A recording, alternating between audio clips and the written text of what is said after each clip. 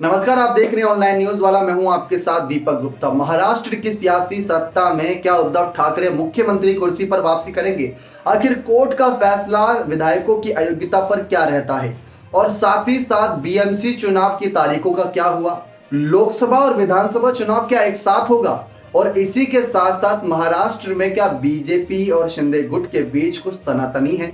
कई सारे सवाल खड़े हैं दर्शकों यहाँ पर, लेकिन आपको अपनी इस खास रिपोर्ट के माध्यम से सारे सवालों का जवाब देते नजर आएंगे कि कैसे महाराष्ट्र की सियासी सत्ता में उद्धव ठाकरे की वापसी अब बहुत मुश्किल है मुख्यमंत्री कुर्सी पर, लेकिन लोकसभा चुनाव में बड़ा खेल कर सकते हैं और बीएमसी चुनाव में। और वहीं दूसरी तरफ अगर एकनाथ शिंदे के विधायकों को अयोग्य ठहरा भी दिया जाता, जो हम नहीं कह रहे, अगर सूत्रों के अनुसार ठहरा दिया जाता है, जो कि अभी तक कोर्ट का फैसला वैसे नहीं आया, तो उसके बावजूद भी फडणवीस की सरकार यानी बीजेपी की सरकार चलती रहेगी। ये दावा बहुत बड़ा है और सारे खुलासा करते हैं। लेकिन उससे पहले अगर आप चैनल पर नए जुड़ रहे हैं, सब्सक्राइब नहीं किए, तो जल्द से जल्द चैनल सब्सक्राइब कर दे ताकि आप ऐसे ही लेटेस्ट अपडेट पा सकें। तो महाराष्ट्र की सियासी सत्ता का हाल कुछ यूं गुजर रहा है कि एक तरफ राहेट बिछाए बैठे हैं उद्धव ठाकरे की नजरें बनी हुई हैं कोर्ट के फैसले पर कि कब अयोग्यता का फैसला आए, कब वो खुशी से झूम उठे मातोश्री में और कब वो अपनी वापसी की ओर देखते नजर आए। क्योंकि आखिरी उम्मीद जो यहाँ पर बड़ी बची है महाविकास आघाड़ी की, वो बची है कोर्ट के फैसले पर। क्योंकि अभी हाल ही में देखा था किस तरीके से सीजेआई जस्टिस चंद्रचूड़ ने सभी तमाम बातों को सुनने के बाद फैसले को सुरक्षित रख लिया था। उसके बाद उन्होंने बहुत सारे फैसलों पर नाराजगी जताई थी, जिसमें राज्यपाल के फैसले थे, जिसमें उद्धव ठाकरे का इस्तीफा था कि उद्धव ठाकरे ने इस्तीफा क्यों दिया। बगावत तो लगभग देखा जाए हर पार्टी में हो ही जाती, आज नहीं तो कल हो जाती। कभी कांग्रेस में से शरद पवार ने की थी, तो क्या पार्टी के नेता इस्तीफा दे देते हैं? इस्तीफा देना कोई अलग रास्ता नहीं है, आपको लड़ना रहता है, आपको सामना करना रहता है। तो ये सारी चीजें तो शरद पवार ने भी उद्धव को समझाई थी, लेकिन उद्धव ने इस्तीफा देकर अपने पैर पर ही कुल्हाड़ी मार ली, ऐसा यहाँ पर कोर्ट का भी मानना था। अगर वो शायद इस्तीफा नहीं देते तो उनकी कहीं ना कहीं बड़े पद की बहालता को लेकर फैसला सुनाया जा सकता था। खैर, यहाँ पर जिस तरीके से चर्चा बन रही है कोर्ट के फैसले को लेकर, आपके लिए कुछ बातें आसान कर देते हैं। सबसे पहले 16 विधायकों को लेकर ये मांग उठ रही है, क्योंकि शुरुआत जो स्टार्टिंग हुई थी बगावत की, उसमें जितने भी ज्यादातर विधायक थे वो एक के बाद एक जुड़ रहे थे। जब पता चल रहा था कि बगावत हुई है, शिंदे इसलिए बगावत कर रहे हैं, तो ज्यादातर नेताओं ने फिर उस तरफ जाना सही समझा और वो संख्या 39 तक हो गई थी और आज वो करीब 40 प्लस है।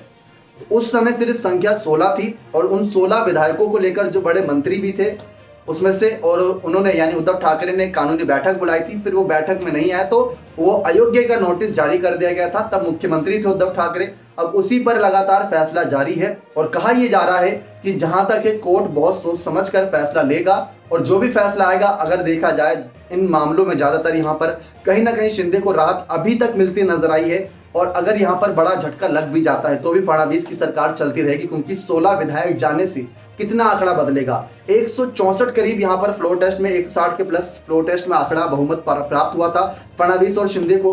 अब आप खुद गौर करिए दर्शकों, जब 105 करीब सीटें बीजेपी के पास अभी बताई जाती है और 39 विधायक थे यहाँ पर शिंदे के, तो ये आंकड़ा कितने का हुआ? आप खुद आंकड़ा लगाइए यहाँ पर हिसाब। तो ये हो गया करीब 144 का। 288 विधानसभा सीटों वाले इस क्षेत्र में करीब 145 बहुमत के लिए चाहिए होता है। बाकी निर्दलीय विधायक समर्थन देने आ गए और शिंदे को और भी विधायकों का साथ मिल गया था, तो वो संख्या 145 आराम से पार हो गई। लेकिन 164 तक आंकड़ा कैसे पहुंचा? और जो यहाँ पर शिवसेना उद्धव ठाकरे की एनसीपी कांग्रेस ये दावा कर रही थी कि हमारे पास तो इतने इतने विधायक हैं, वो 99 पर सिमट कर रह गए। 53 विधायक का दावा यहाँ पर एनसीपी ने करा था, 44 विधायक का दावा यहाँ पर कांग्रेस ने करा था और उस समय करीब 15 प्लस विधायक का दावा उद्धव ठाकरे की शिवसेना ने करा था। अगर आप देखें जिस तरीके से यहाँ पर दावे हुए थे एनसीपी और कांग्रेस को मिलाकर, तो यही आंकड़ा 97 के पार हो जाता है। क्या 2 ही शिवसेना के विधायक थे उद्धव ठाकरे के? तो वहां पर से बड़ा खेल हुआ था। उस समय जो क्रॉस वोटिंग हुई थी ना, वो सबसे बड़ा खेल था, सबसे बड़ा सबक था महाविकास आघाड़ी सरकार के लिए विधायकों के रूप में। लेकिन लोकसभा चुनाव को लेकर यह दावा किया गया है कि अभी लोकसभा चुनाव अगर होते हैं तो करीब 38 से 40 सीटें महाविकास आघाड़ी सरकार के पक्ष में जाएगी। मिशन 48 चला रखा है बीजेपी ने, शिंदे फडणवीस के साथ मिलकर मिशन 48 यानी कि लोकसभा की 48 के 48 महाराष्ट्र की सीटें जीतना चाहते हैं, लेकिन महाविकास आघाड़ी सरकार को उसमें फायदा हो सकता है, ऐसी यहां पर खबरें निकलकर सामने आ रही हैं। और उद्धव ठाकरे ने कहा कि यह आंकड़ा तो कम है, हम तो और भी सीटें निकालेंगे, हम तो 40 प्लस जाएंगे, ये दावा करते नजर आए। अब बात करें यहां पर उद्धव ठाकरे की वापसी को लेकर, तो उद्धव ठाकरे की मुख्यमंत्री कुर्सी पर वापसी बहुत ही मुश्किल है, क्योंकि हमने कहा यहां पर जैसे कि शिंदे के अगर विधायक 16 अयोग्य ठहरा भी दिए जाते हैं, तो फडणवीस के पास इतना निर्दलीय विधायकों का और कुछ अन्य पार्टियों का समर्थन है कि वो अपनी सरकार को बनाए रखेंगे और वहां से आगे बढ़ते रहेंगे। और यही नहीं, शिंदे ने तो ये भी दावा कर दिया था, महाराष्ट्र के माननीय मुख्यमंत्री ने, कि 200 विधायक का हमारा एक बड़ा टारगेट है, हम आने वाले वक्त में 200 विधायक अपने साथ जोड़कर दिखाएंगे, ये हमारा दावा है। और ये दावा सच होता है या नहीं, ये तो आने वाला वक्त तय करेगा, क्योंकि हाल में जो उपचुनाव और जो कुछ बड़े छोटे मोटे बड़े चुनाव हुए थे, वहां पर महाविकास आघाड़ी सरकार बाजी मारती नजर आई थी। तो देखा जाए, उद्धव ठाकरे की मुश्किल बहुत है यहां पर वापसी करना, लेकिन महाविकास आघाड़ी सरकार उन पर भरोसा जता रही है। कैसे जता रही है भरोसा, आप खुद देखिए कि अभी तक एनसीपी और कांग्रेस यहां पर जो है उद्धव ठाकरे को जितना भी बयानबाजी वो कर रहे हैं उनको करने दे रहे हैं, क्योंकि महाविकास आघाड़ी सरकार के समर्थन में कर रहे हैं एक तरीके से बयानबाजी, तो वो बयानबाजी चल रही है लगातार। तो वहां पर एनसीपी और कांग्रेस उन्हें सपोर्ट करती नजर आ रही है। अगर कोई रैली निकाल रहे हैं उद्धव ठाकरे, तो उसमें भी उनका समर्थन मिल रहा है। यानी कि आज भी उद्धव ठाकरे को बड़ा चेहरा माना जा रहा है। ये बात साफ है कि अगर कोई चुनाव होता है तो हो सकता है कि उद्धव ठाकरे के खिलाफ जो कुछ भी हुआ, जो कुछ भी शिंदे और उनके विधायकों ने किया, तो उसकी सहानुभूति बटोरते नजर आए यहां पर शरद पवार और कांग्रेस पार्टी, क्योंकि उद्धव ठाकरे की जरूरत लोकसभा चुनाव में कांग्रेस पार्टी को भी तो है। ये भी तो बात देखनी समझनी पड़ेगी। तो विधानसभा और पार्षदों जैसे चुनाव में फिर महाविकास आघाड़ी सरकार की इन दो पार्टियों को बड़ा सपोर्ट करना होगा उद्धव ठाकरे को। अब बात करें यहां पर किस तरीके से बागी विधायकों को लेकर, दरअसल अभी पिछले कुछ दिनों पहले खबरें आई थी कि बीजेपी कुछ सीटों पर और शिंदे के विधायक कुछ सीटों पर चुनाव लड़ेंगे विधायक के तौर पर, लेकिन वहां पर उन्होंने कहा था शिंदे के विधायकों ने कि हमें और सीटें चाहिए, हमें और सीटों पर चुनाव लड़ना है, हम अपनी पार्टी को और बढ़ाना चाहते हैं, ना कि घटाना चाहते हैं।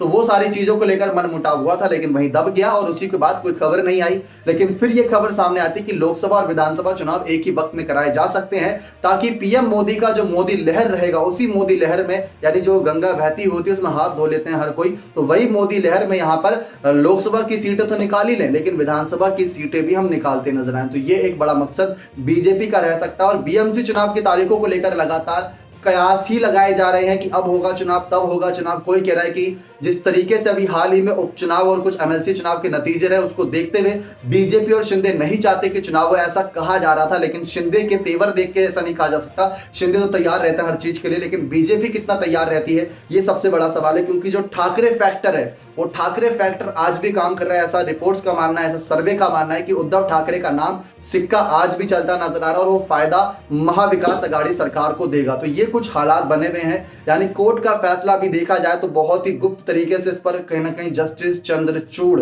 बहुत ही शानदार तरीके से कहीं ना कहीं फैसला सुनाएंगे, बात सबको पता है। लेकिन जो भी फैसला आएगा ये उद्धव ठाकरे की वापसी का नहीं होगा, यानी कि कोर्ट के फैसले से उद्धव ठाकरे की वापसी सीएम कुर्सी पर तो नहीं होने वाली, क्योंकि फडणवीस अपने आप को, अपनी नींव को मजबूत कर लिए निर्दलीय विधायकों के दम पर। लेकिन उनके सामने 2 से 3 बड़ी चुनौती ये है, सीट का बंटवारा, मंत्री पद बांटना भी, क्योंकि सिर्फ 20 मंत्रियों और 43 मंत्रियों की जगह है, यानी 23 मंत्री पद अभी भी खाली हैं। महिलाओं को भी उसमें लाना है, तो ये भी देखना होगा। और उसके बाद उद्धव ठाकरे के खिलाफ राज ठाकरे को अगर अपनी समर्थन में ले आते तो वहां पर ठाकरे फैक्टर भी काम करता नजर आएगा। ये देखना दिलचस्प रहेगा कि महाराष्ट्र का सियासी समीकरण और कैसे पल पल बदलता है।